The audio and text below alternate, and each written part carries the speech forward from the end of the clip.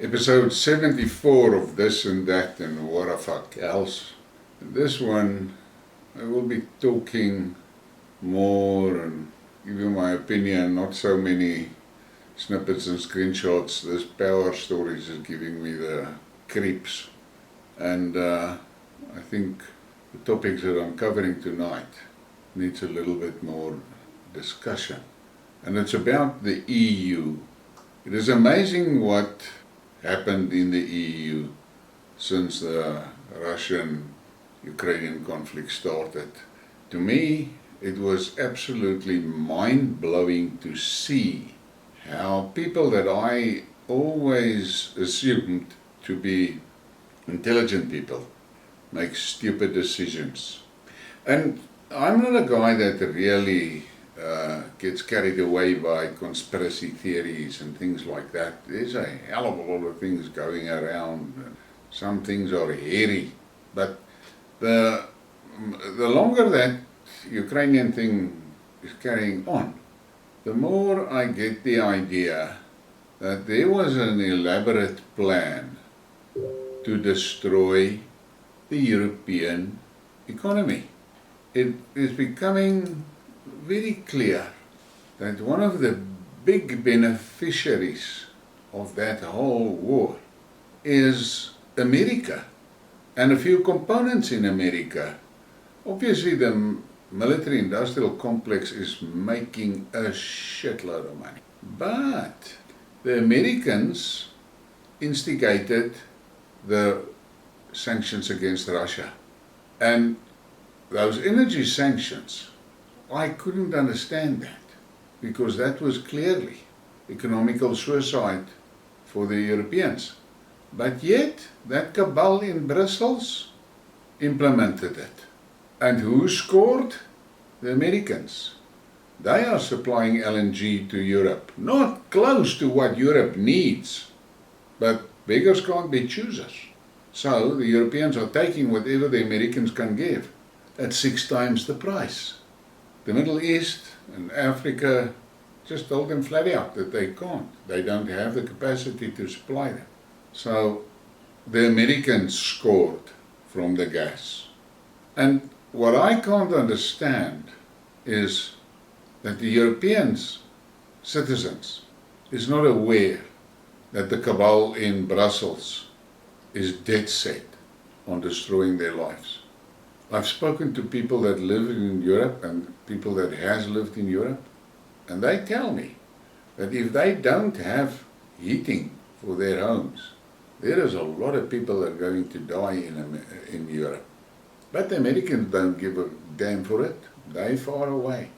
Same with the British. The British are also big proponents of the sanctions, but they're sitting on their own little island. Initially they said they're getting 3% of their gas from Russia. But look at the energy crisis in Britain. Obviously they lied. And who's paying the price? The citizens. The German industries are collapsing at a scary rate. A really scary rate. And with that sabotage of the Nord Stream pipelines, the plot just thickened for me. Look at the stupid things that are coming out now. Germany and Sweden refuse to give details of their investigation because of national security. But in any case, I then saw this one. Norwegian Prime Minister breaks ranks, speaks out against isolating Russia. Norway's PM Jonas Gahr Støre has said the West should be speaking with Russia instead of keeping Moscow in isolation. Now there is a voice of sanity, but I think it's a little bit late. It's too little, too late. The European economy, the damages to the European economy, the damages to specifically the German industries, cannot be turned around. It's done, it's over. Many companies has filed for insolvency. And those industries are lost. There are some industries that are moving to America, which I think is bloody stupid. They should move to Russia. Now, I have read an article in which the guy said one of the biggest nightmares for the Americans was close relationships between Europe and Russia. And why? Just imagine for a moment. The Russian natural resources, which they have in abundance, and the European technical abilities and skills. Can you imagine what a powerful trade bloc that would be? A nightmare for America. Because America wants to be the number one in the world in all aspects. They are the number one warmonger, we know that. They are fast losing their number one position in economies. The Chinese are on their heels and is going to surpass them now quickly. And they can't take it. And more countries are seeing what Russia is doing and are saying no to America. And it is quite obvious. The Russians are not afraid of America. Now imagine that. They're losing their economical number one spot and they're losing their military number one spot. So it was not a good thing for them to have a European community with close ties and relationships with Russia. But let's see where this is going to end, because this is going to end in a nightmare for the Europeans, that's for sure. Then we get this one. Europe is worried that the US support for Ukraine could decline, which could lead to other countries doing the same. Now, I've got news for them. They've got good reason to be worried. And the way things has developed around this whole scam of the Ukraine war, the European Union is going to be left with a bucket. Mark my words. The Americans are going to pull out, and you're going to see Europe is going to sit with it. And then we get this from Olaf Scholz. First Russia, now China. EU's desperation to cut dependency. Apparently the EU is determined to cut off its nose to spite its face with a brilliant self-isolation plan. Step 1, get rid of the largest energy exporter, Russia. Done. Step 2, get rid of your biggest trading partner, China. In progress. Step 3, cry. Lithuanian Foreign Minister Gabrielius Landsbergis has admitted that our failed European policy on Russia is making many of us in the room to rethink our approach to China, as concerns rapidly grow about how the bloc can replace its biggest trading partner. What these guys have managed to do is they have isolated themselves. They wanted to isolate Russia, and they ended up isolating themselves. And then we get to this, Ursula von der crazy. Listen to this shit. The goal of the EU is not to freeze, but to confiscate Russian assets in Europe. But to do this, a legal framework must first be created. And then the poster says, remember, today it is Russia, tomorrow it will be any EU citizen. Can you believe this? They will create a legal framework, and this is what it is. Theft. They are stealing Russian assets. The West has turned into common thieves. America stole a lot of Russian assets. The UK stole a lot of Russian assets. The EU froze a lot of assets, and now they're going to put laws on the books to make it possible for them to steal those assets.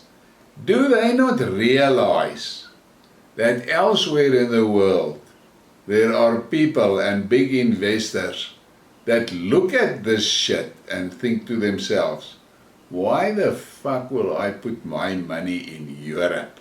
They're going to steal it. This is what they are doing. And then I get to this one. Now that Ukraine Zelensky, he has drawn the West into so many cesspools. First of all, he managed to bankrupt most of the European nations, and America has piled a shitload of money in there. Then he managed to basically, technically disarm the West. But still they don't listen. And now, listen to this. Ukraine has no business telling other countries where they can buy fertilizer from. And that was on this article that appeared in the Farming Independent. Ukraine embassy demands answers as fertilizer from Russia arrives. Who the fuck does Zelensky think? Where did he get the power or the authority to ask a question like this? He's living in a country that he drove down the drain because he allowed the Americans to pump his head full of shit. Now, look here. Now he wants to know why other countries are buying fertilizer from Russia. And then we're going to get to this what a fuck moment. But I'm going to first talk a little bit. You see what happened in England?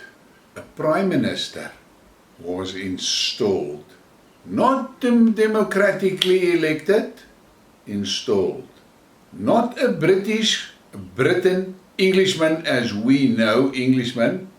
Sunak is from India. So what is there going on there? Sunak is now the administrator of Britain, which has turned into the first colony of the WEF, with King Schwab sitting at the top. Who is the next colony going to be? I have a few ideas, but Britain is for sure in. Now you must watch the next move. That Sunak, or not himself, the other insects in the WEF is going to activate those WEF troops that are already in England. Millions of migrant men, young, fit, warrior men. And the British are going to pay. They are going to be stripped of their rights, and they will now be treated as a colony of the WEF. It is sad but true. And then we get to that what a fuck picture. There's no words there. All you need to do is just look at that and look at all those people around that insignia and tell me I am wrong. The bottom line is Europe is in deep shit.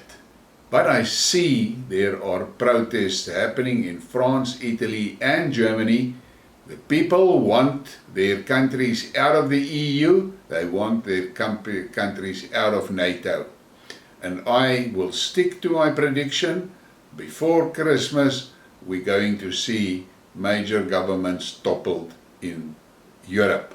And I don't know how that shit show is going to turn out in Britain. Doesn't look good. Let's see what happens in November in America. Things are taking a turn for the worse for the wokes, the liptards, and these globalists. They are getting the short end of the stick. And I had to mention this. Now I believe the EU is in sanction packet number 9 and they're considering to put a sanction on the import of Russian aluminum. Already I think 3 or 4 plants in Europe has shut down due to the energy problem. And I see now that the industrial guys are saying that if they lose the Russian aluminum, thousands of businesses in Europe will go out of business. And what is there in the back? The fucking Americans. Their biggest aluminum producer, Alcoa, could never compete in Europe with the Russians. Now Biden is pushing for a ban on Russian aluminum. Why? So that Alcoa can push their aluminum into Europe. And once again, 3, 4 or 5 times the price.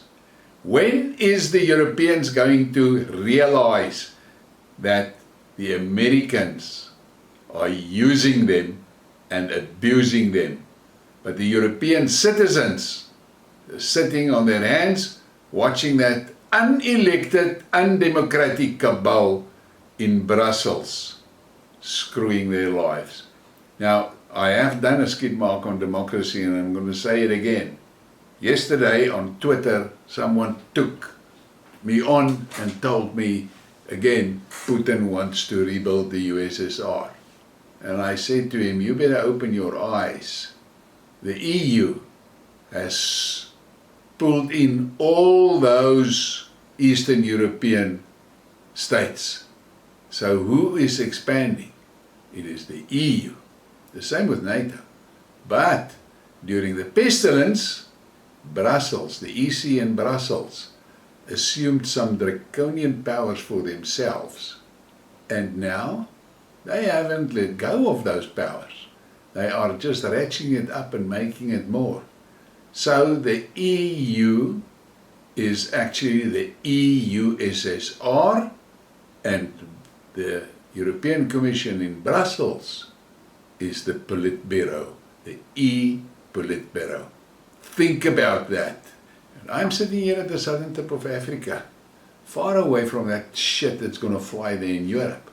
But I feel sorry, there's a lot of my farmers here that depends on the European markets. But I have spoken about it in my Skidmarks and Briekmerke. They need to turn their eyes elsewhere on the globe, because the European market is gone. I have said it, and I have read commentators that said that in 6 months' time, the UK can be a third world. And Europe, the EU, is not far behind them. Let's wait and see. I read an article, I read a flash earlier today that the first snows have started falling in Kazakhstan. So the winter is climbing in. People are going to freeze.